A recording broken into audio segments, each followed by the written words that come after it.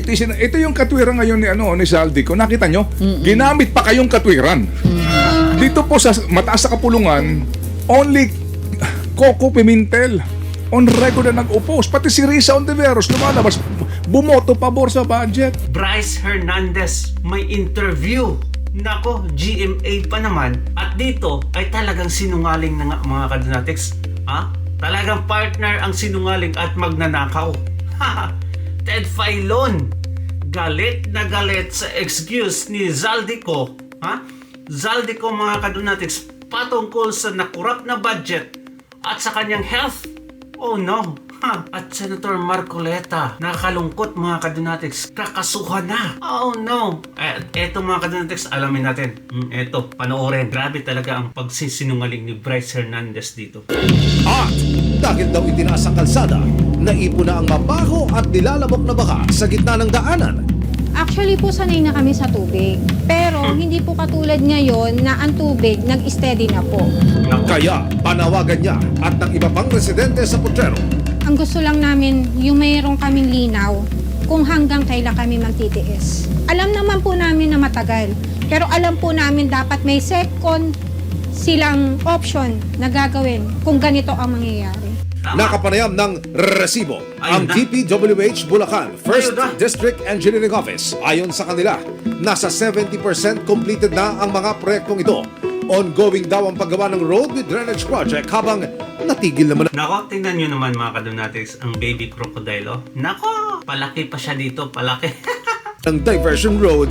Ang naging issue natin dito is right of way. No. Kaya as of now, suspended tayo. Bakit po tayo nagsimula if meron na pala siyang right-of-way issues? Actually, Ang ganda ng tanong mga kadonatics, kulang lang talaga sa follow-up. ayan, ang dumadating na lang sa amin is yung funding and yung alignment. We're just here to implement. We're just here to survey, to verify kung saan to, Talagang. kung saan yung paggagawa ng project. Then doon pa lang natin malalaman na may mga private property na tatamaan.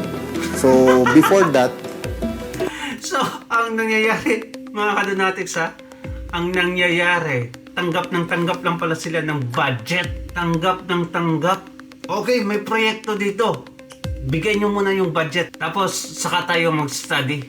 Wow. Ay, kaya pala, nakulimbat mga kadonatics kasi tanggap muna bago study. At yung tanong na yon, napakaganda. Kasi, alam nyo naman na may tatamaan. Bakit kayo nagsimula? Yung reasoning niya mga kadonatics, napaka-noob, walang kwenta. Kaya nga yung may feasibility study mga kadonatics, ganyan talagang standard before magawa ng project, kahit pa business pa yan, kung anong mga klaseng activities yan mga kadonatics, dapat mag-conduct muna ng feasibility studies. Ito yung matatamaan, magkano yung papaalisin natin sila, magkano yung budget nito before ka hihingi ng budget. Pirma mo, lagay mo yung whole budget talaga na para sa proyekto. Yung sa kanila mga kadonatics, kakaiba. Tanggap muna before study. Nagiging ghost project mga kadonatics kasi hindi tinapos. Mga buhaya talaga. Grabe. Akala nila forever na yung kaligayahan nila mga kadonatics. Ngayon, ano nangyari? May katapusan talaga ang lahat. we have no idea natatamaan tong mga private properties na to. Pag-amin pa ng DPWH na We have no idea. Grabe. District engineer mga kadonatics, walang feasibility studies. What the heck? disburse o nailabas na ang mahigit kalahati ng milyong-milyong pondo. Mga sir, mahigit 30 million pesos po ang pinag-uusapan natin dito, pero bakit ganito po ang sitwasyon? No. Actually, Bukawi-Balagtas Diversion Road, ang disburse natin sa nasa 50% na. Sa Lulumboy, yung road with drainage, so na-disburse naman natin dito is 60% na. We're doing our best na makipag-usap dun sa mga apektadong residente na tatamaan ng project natin. Inanyayakan ng resibo ang DPWH Bulacan 1st District Engineering Office na bisitahin ang lugar nang makarating, tumambad ang maputik at madulas na daan at mga eskinitang lubog sa baha. Sa kanilang pag-iikot, hinarap ng mga opisyal ng DPWH ang ilang residente Siniguro nilang naka-priority na ang road with drainage project at ang diversion road. Ayon sa project head ng Road with Drainage Project, As much as possible po ma'am, pinipilit po natin before expiration, matapos po natin agad to para po Ako, grabe ang babata ng mga crocodile, mga kadonatics. karoon na po ng access yung mga taong bayan. para naman sa diversion road, Hinihintay na lang namin magbigay sa amin ng writ of possession, ano po, ma-file namin ng case. And then, kung meron na po nun, tuloy kami sa gawa nun. Konting tiis na lang po. Kasi, pag naman nagawa ito, yung ginhawa naman po na maidudulot ito. ayon naman sa barangay, nakikipagtulungan na sila sa DPWH para agad nang masolusyonan ang right-of-way issue. Kami po ay gumawa ng isang resolusyon sa barangay upang yung mga private road na yun para ma-donate na po yung mga rampa po ng bawat iskinita. Kami po ay nakiusap na sana po nga ma-semento at maayos at pinagbigyan naman po kami ng DPWH. Patuloy na babantayan ng resibo ang mga pangakong binitawan ng ahensya, lalo na't galing sa bulsa ng mamamayan. Wala talaga, di ba? Ganyan ka-crocodile yung mga tao, mga kadonatics, yung mga engineers sa DPWH. And the fact na ito lang yung mga maliliit na mga tao, mga kadonatics. Kasi yung pinaka-corrupt talaga ay nasa taas pa. Sa panahon talaga ni BBM, kakaiba, mga kadonatics, may issue sa right of way.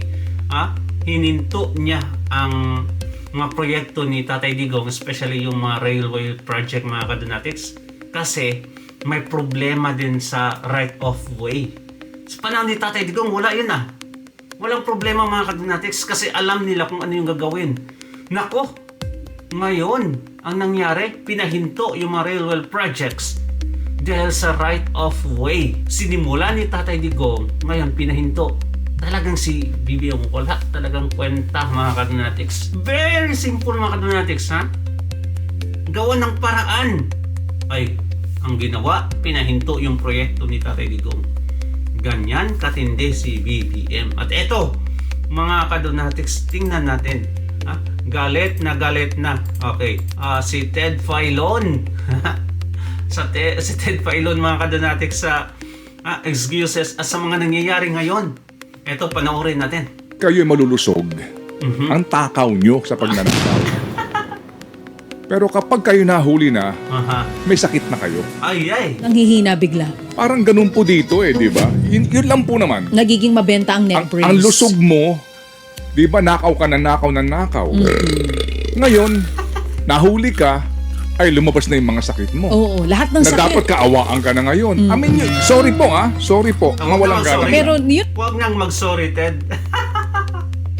Lusog na lusog talaga, mga kadonatics. Biruin mo, bilyon-bilyon pa naman ang kinain. Ngayon, anong nangyayari in the past, di ba? Di ho ba? Hindi lang naman ngayon. Oo. Na ang magiging dahilan ngayon ay kasi may sakit ka na, hindi ka na pwedeng ikulong. Saan ka na? Sa ospital na namamahali. Oo.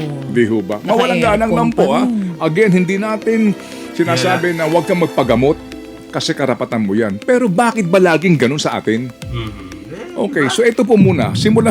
Simulan po natin, mga kapatid, ang diskusyon sa sulat ni Saldico. May bahagi po dito na sinasabi niya na pagpapabulaan doon sa mga paratang laban sa kanya. Ano sabi niya? The insinuation that on my own, I had made insertions in the entries in the bicameral report and the 2025 General Appropriations Act.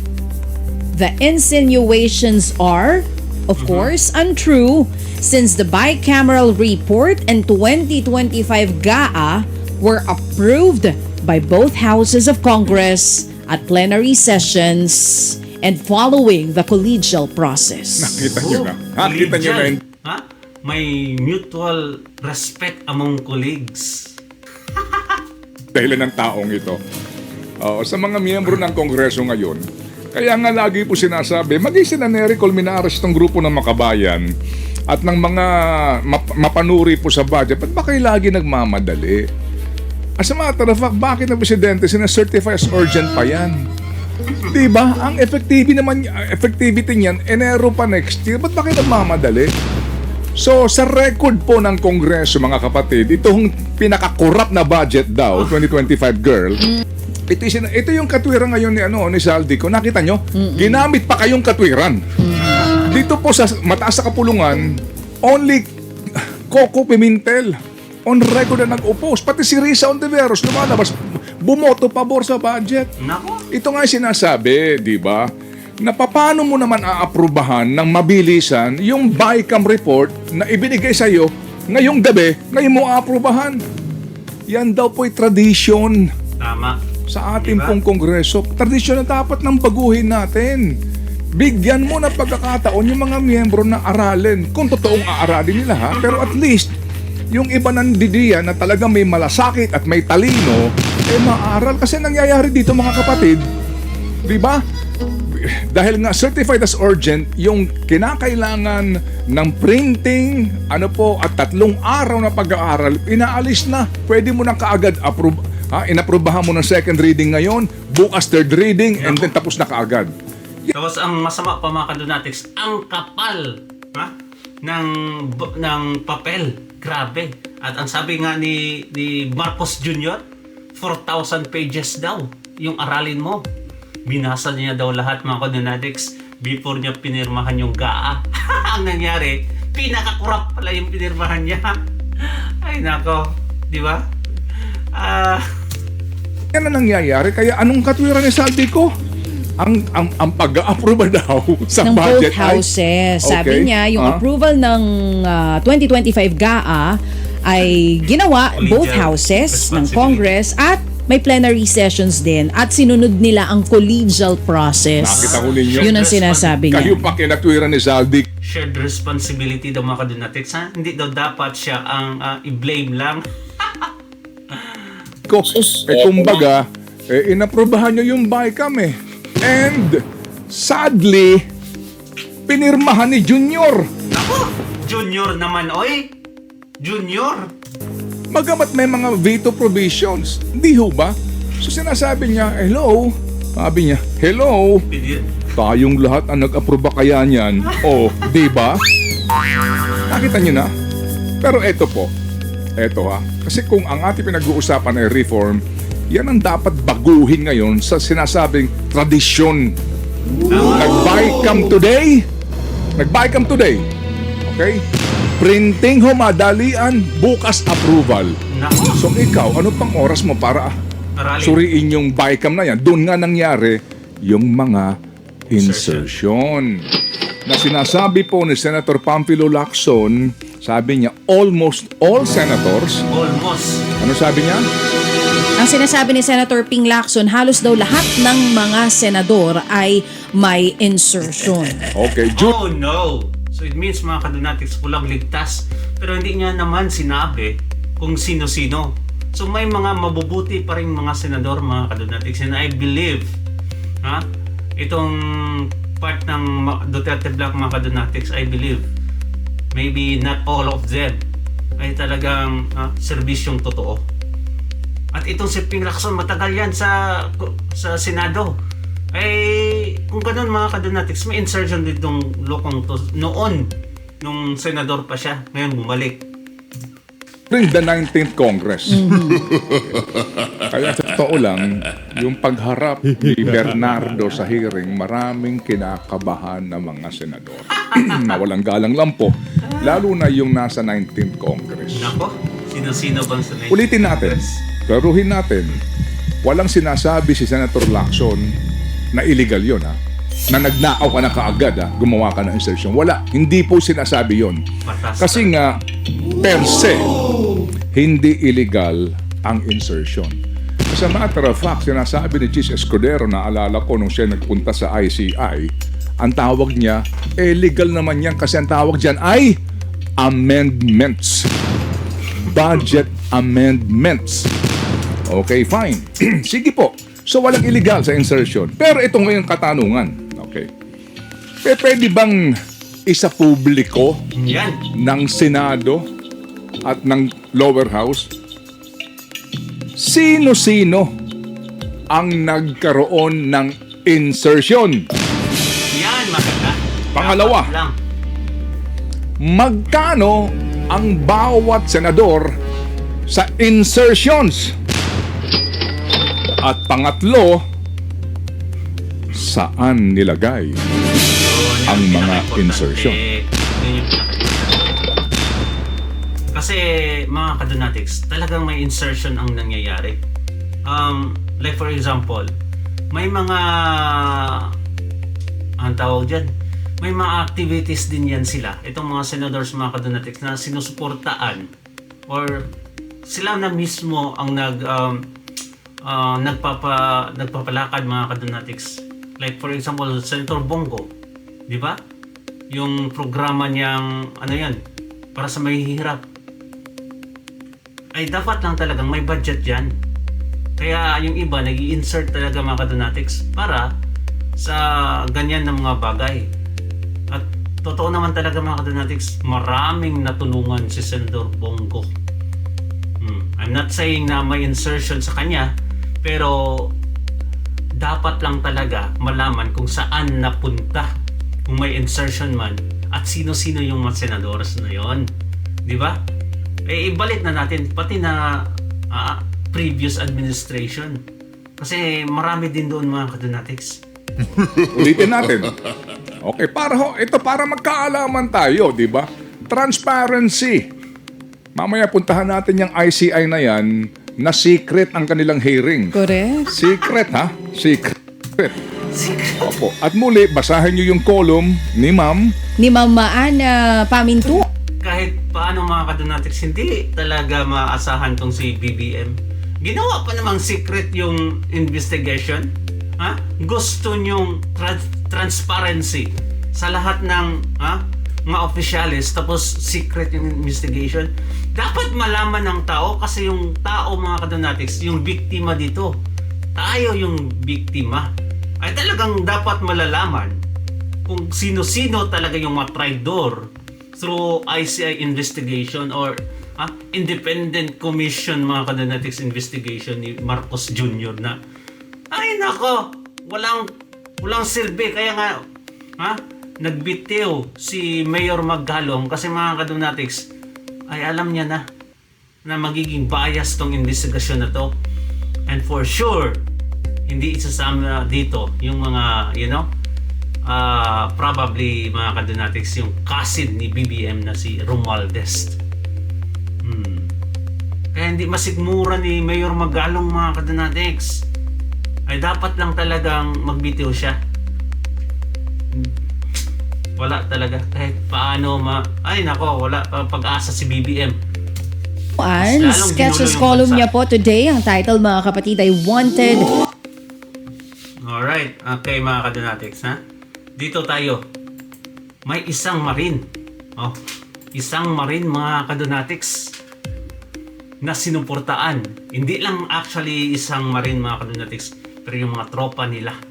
Kasi yung si Gotesa na sinabihan ng mga ibang senators mga kadonatics na hindi credible yung affidavit niya, yung sole statement niya patungkol sa corruption na nadamay si Zaldico at si Romualdez.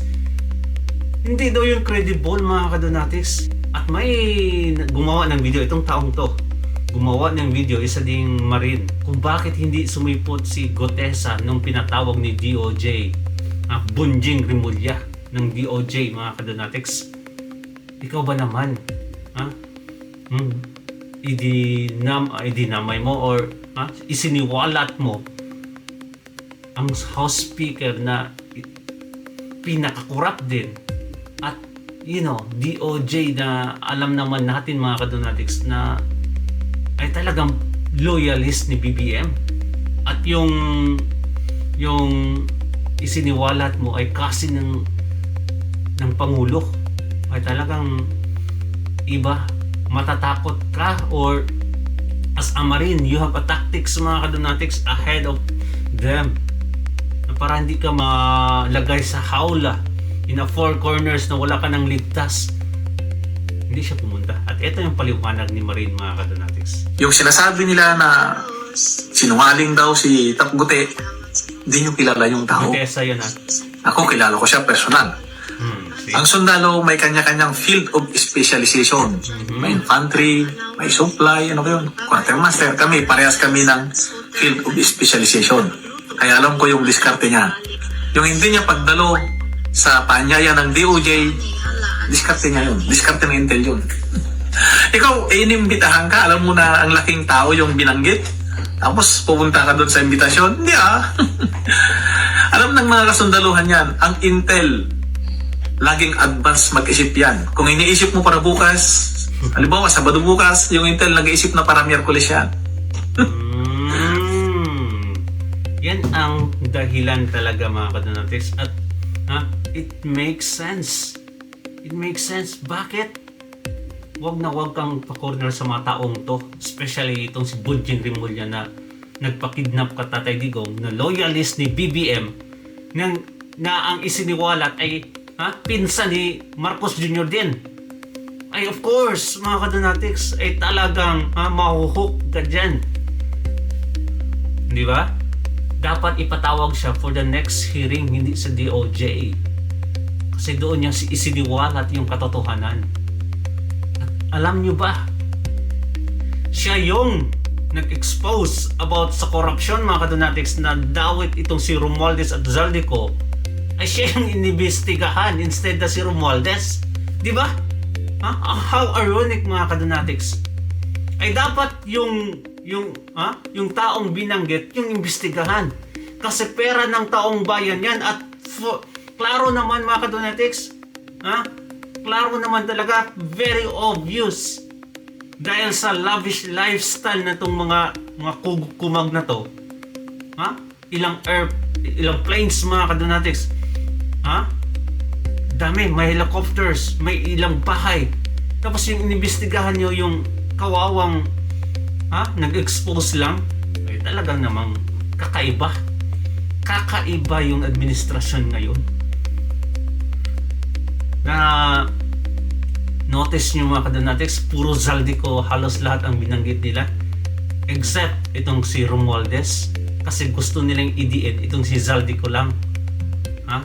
Ay gusto nilang isang tabi itong si Romualdez na ay talagang ang sabi pa ng isang congressman na barya lang ang meron si Zaldico compare kay Romualdez. Di ba? Naalala yung sabi ni Gotesa? 46 boxes mga kadonatics, 35 ang napunta kay boxes, no, not boxes, maleta ang napunta, 35 doon sa bahay ni Romualdez. 35 boxes mga kadonatics, full of millions of pesos. Nasa 50 million yung isa mga kadonatics ang laman. 11 lang doon kay Zaldico. Ganon, kaya pala barya. Ay, question tuloy yung credibilidad ng witness. At alam nyo ba mga kadonatics, ang nag-notary na attorney ay sinabi na dinideny ko na ako ang pumirma niyan. Of course, baka yung secretary mo. Kaya nga si Senator Marcoleta, anong sabi niya? Ipapatawag yung nag-deny na attorney. Ipapatawag sa Senado. Anong sabi ni Ping Lacson? Hindi. Pagka-ugok talaga. Ugok talaga. Kayo ang nag-accuse na hindi credible kasi ang notary pa lang ay wala na. Hindi na maaasahan. Ay ipapatawag natin yung nag-deny. Hindi, wag na. Di ba? Ping Lacson. Wala talagang maaasahan mga kadonatics. Sa lahat ng to, sila pa rin yung panalo. Sila pa rin yung panalo dito. Tayo yung always the victim. That's always the case mga kadonatics since then. Di ba? Anyway, thank you so much and God bless you mga kadonatics. Ingat palagi. Don't forget to subscribe and like this video. Bye-bye.